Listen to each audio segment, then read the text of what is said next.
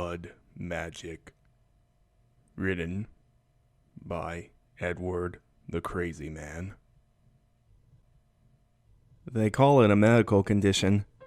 They wrote about me in academic medical journals, and for years, I felt like something to be gawked at. Look at the strange pale boy with living blood. Studious, furrow-browed men in white coats would scribble any time I took a breath, or did any other inconsequential thing. I spent my formative years behind a sheet of 2-inch glass, and all manner of notes and wires attached to my body. The doctors and scientists maintained my strict diets and rudimentary education. As it turns out, when you've got a principle-defying anomaly on your hands, nurturing is the least of your worries as a top-paid analyst. It is better to be cruel. It is better to slam the hammer against a pipe and make a loud noise to record the data. This experiment in my file must be the reasoning behind my fear of small fuzzy creatures.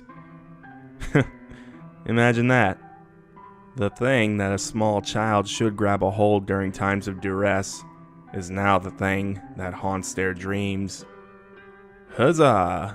Science.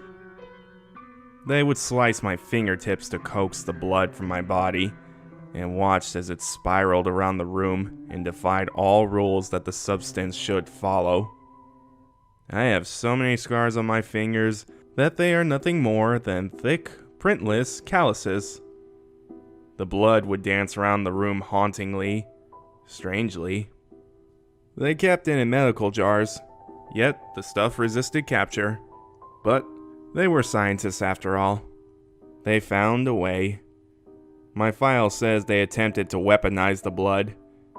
Imagine securing an entire room by first introducing it before the soldiers breached. It would clear the room, attacking the guerrilla forces on the other side, slipping into their crevices, mixing with their own blood, and turning it upon them. Somewhere miles away, a child would hear the clang of a hammer against a hollow pole in a cell made of 2-inch glass. Imagine securing an entire country with the stuff. They called it living blood, as though that weren't redundant. Still, I always gave the nurses a good chuckle when shaving my head and conversing with the doctors. I think I was probably in my early teens before I laughed, and it was mostly because of the strange things happening in my head that afforded the laughter. When the body is exhausted without any meaningful stimulus, it tends to create its own. And so, I would retire to the mind, and within it, I was not some pale boy to be gawked at.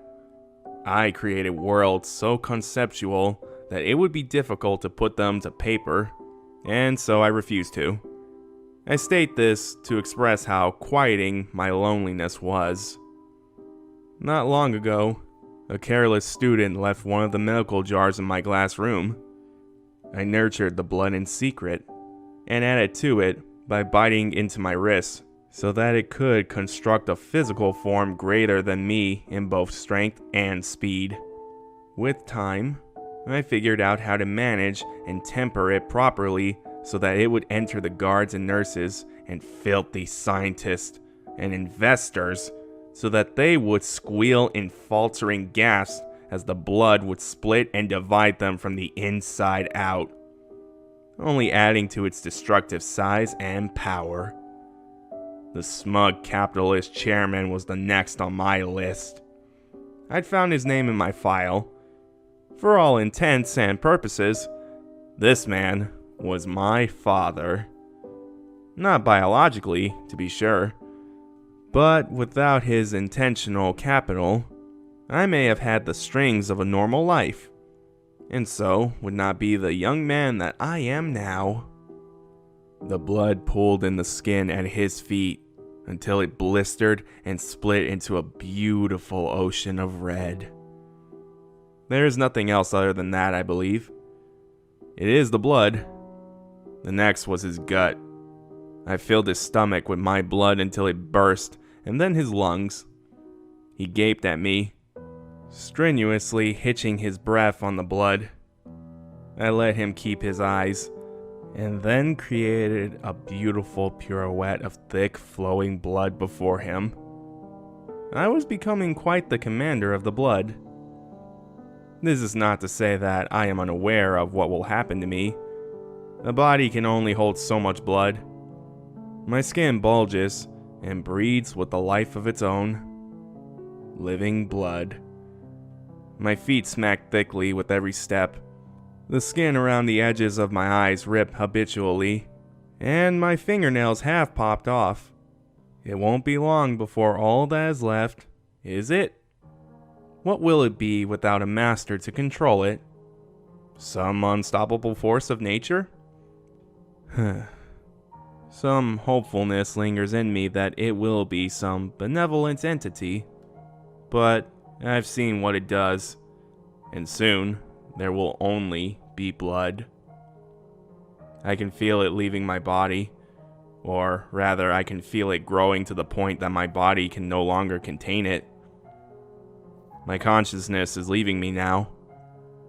Soon there will only be blood. It will have us all.